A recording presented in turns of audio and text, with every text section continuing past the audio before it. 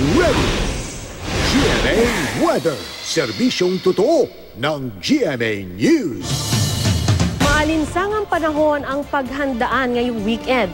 Napakainit lalo na sa Dagupan kung saan papalo sa 46 degrees Celsius ang init factor bukas. Base sa datos ng The Weather Company.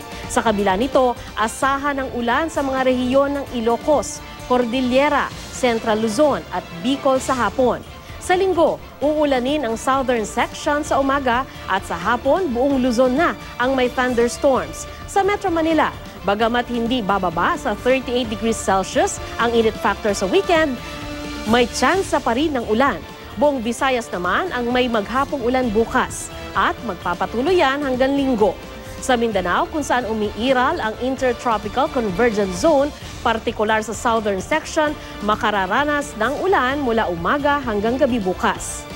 Hanggang katamtamang ulan ang asahan sa ARMM at northern section.